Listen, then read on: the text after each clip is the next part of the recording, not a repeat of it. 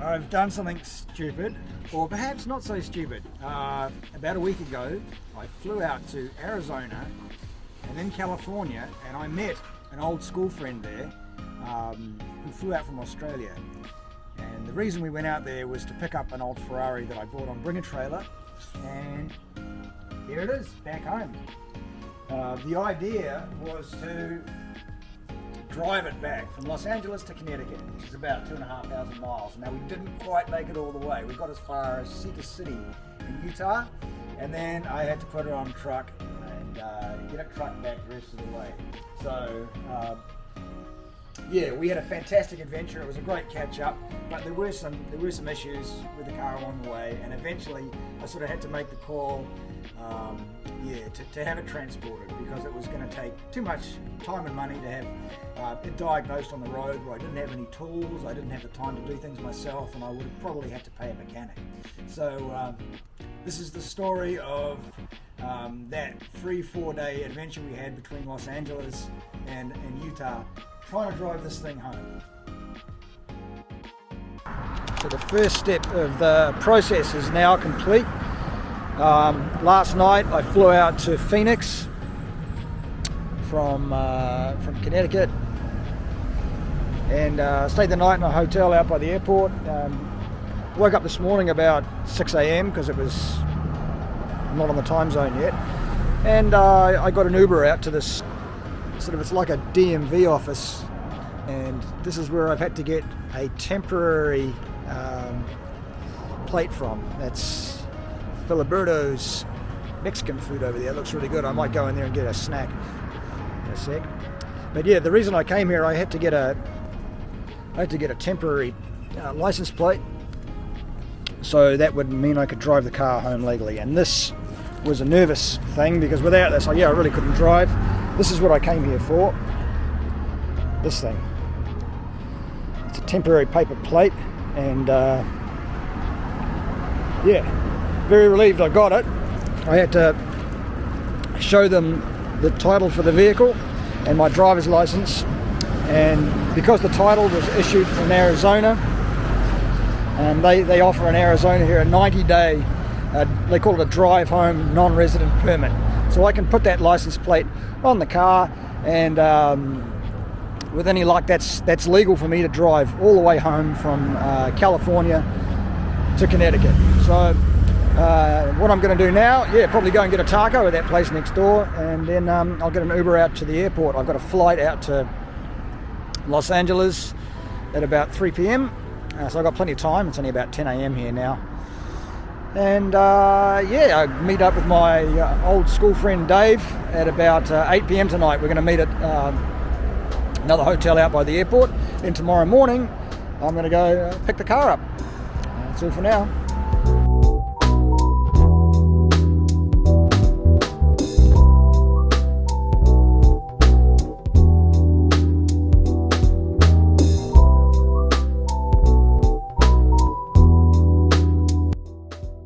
So I'm just at Los Angeles International Airport. My flight just got in from Phoenix, and I'm waiting for my mate to arrive from Brisbane. So he's my mate Dave is a very, very old friend of mine. We went through, not elementary school, but I think I met Dave in middle school. And we've always been really into old cars, and particularly Ferraris and classic cars. And so this is really the dream of a lifetime, to meet my mate Dave in Los Angeles and pick up a Ferrari and drive it across the country. So Dave's going to come with me as far as Denver, and then I've actually got another old friend from my elementary or primary school days, Scotty, who's going to meet me in Denver. So he's flying west from Dublin, and he'll pick up where Dave leaves off. And what's really cool is my flight got in from Phoenix about 5 minutes after Dave's flight arrived from Brisbane, so he's got to go through customs, so it's probably going to be another half an hour or something coming through, but I'll be here when he arrives, and then we'll go and check into the hotel and pick the car up tomorrow.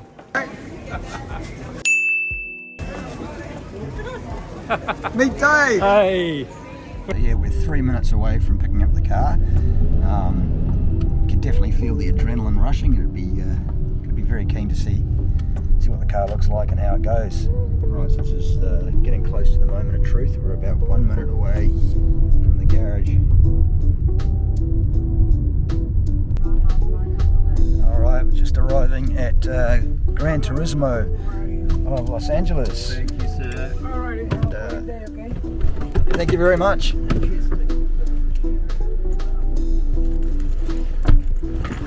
Alright. So here we are. You go, mate. You go quickly. Alright, check it out. Good morning. How you doing? I'm Mark. I'm here to pick up the Mondial. Hi Giovanni, how are you? I'm Mark. Nice to meet you. Jeez, you need more room here. This is a beautiful place. We'll get rid of one car.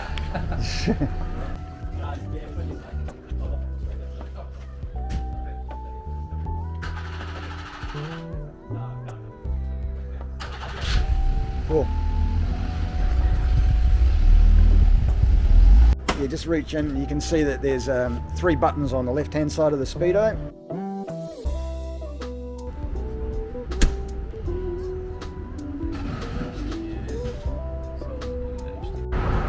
Okay, we're in Los Angeles. We've just left Gran Turismo Autos where I picked up the Ferrari, and about half an hour down the road the car started overheating, so we had to pull off the highway, and I don't even know where we are. We're at an Arco service station, and when we pulled off, all the coolant came out of the Ferrari. You can see coolant has come out the bottom of the car. Yeah, I've actually had this happen before when I've changed coolant in a Ferrari. The first time they get warm, they can do that if they're a little overfilled. Anyway, I called Giovanni back at the Gran Turismo, and he's been great. He's going to, I think he's going to come out here and give us some assistance. It looks like the fans may be running in reverse. They could be the incorrect fans for the car, or they could just be wired up incorrectly. We don't know yet. But what happens is the fans, if they're running backwards, they blow rather than suck. And these fans should be sucking. And the reason the car is overheating is that they're not allowing cool air to be sucked through that radiator. So we've got to the bottom of the problem really quickly. So I think it's going to be, we'll be on the road again today, but it could take just a little while to get things sorted out. Okay, we're back at Giovanni's shop, Gran Turismo. We managed to limp back by disconnecting the fans. At least the fans were not blowing the wrong way through the radiator. And we had to pull over once to let the car cool down, but we made it. And so Giovanni is just here just rewiring the fans so that they blow in the correct direction, and hopefully after that we'll be able to get on our way. We might also ask about the throttle cable, which seems to be a bit sticky when you're driving and makes it a very jerky drive at low speed. So we've just got to Mojave. We've got about still 3 hours to get to Death Valley. Very nice time of the evening, and we found this establishment, another Mexican place. We had Mexican last night as well. So. But the car's now running flawlessly now that we've figured out there was a bit of a vacuum leak in the tank. It's now not missing anymore. Yeah. Dave's driving, he's happy.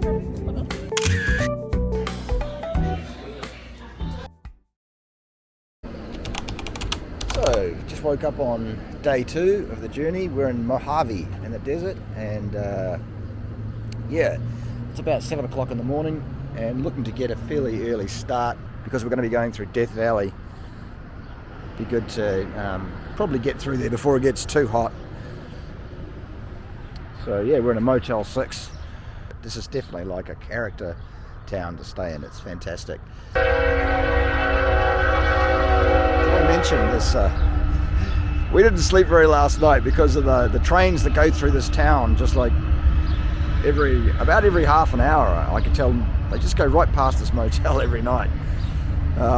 One of the really cool things about the Mondial for traveling, it's got this trunk in the rear, which is actually behind the engine, and it fits a carry-on luggage bag, just like perfectly.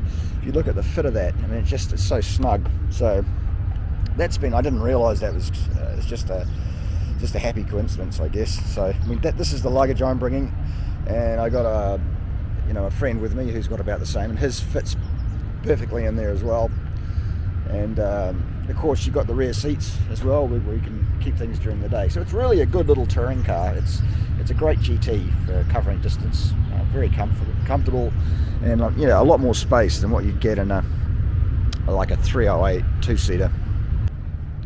So yeah, this is the beginning of day 2, and at the end of day 1 last night, we came through Angeles Forest Highway into a town of Palmdale, and when we got there we stopped to refuel, and we undid the filler cap to put gas in, which you do by just pressing this button. Actually, it's down over here in the center console. There's a button you press and it pops the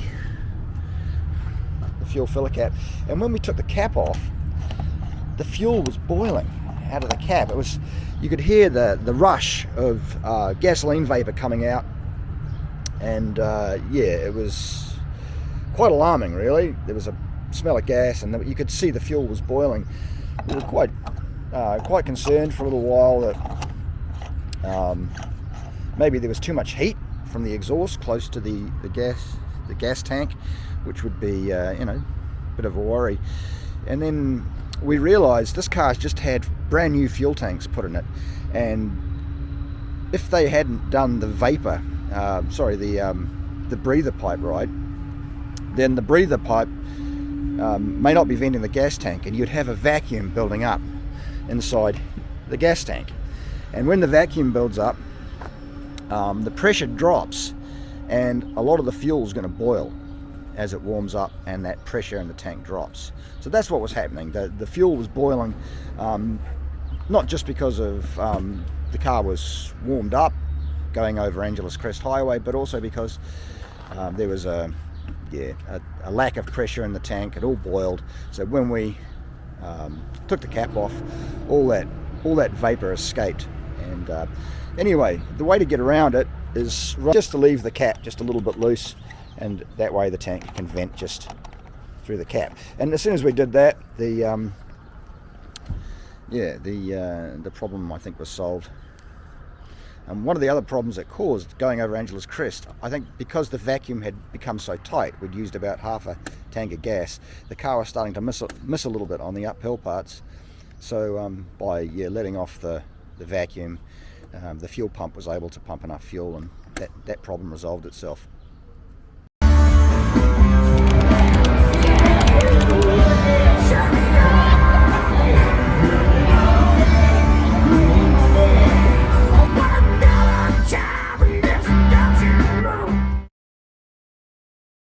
Well, it's day 4 here. We're just crossing the Arizona state line into, Arizona here. We're coming from Nevada. We've been in Las Vegas for 2 days, and not uneventful. The car threw an alternator belt, so we've had to replace that.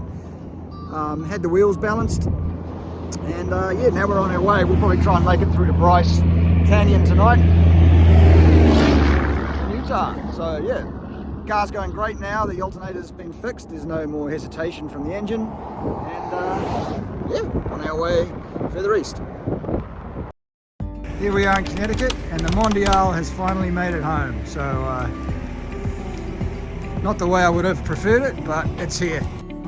Well, I'm back in Connecticut, and I made the call to get the car trucked back from Cedar City in Utah because of this intermittent mist that was occurring when the car was pretty warm.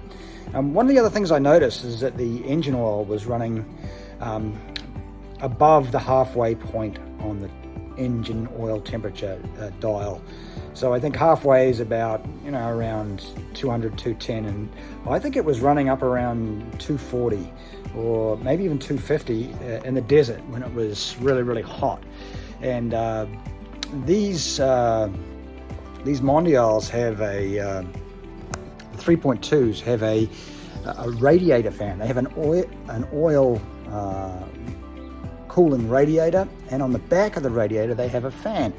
And so it's now in my garage, and that's the fan you can kind of see down there. You might see a little bit of yellow on one of the blades. And this wire that I've pulled off here is the temperature sensor, which plugs onto the oil radiator. And that sensor, when the resistance builds up or drops, I'm not sure which way around it is, it triggers the fan to start running. And if you pull that wire off and short it out against a metal surface, the fan will run. And that's just what I've done and tested it. So it's probably a faulty sensor,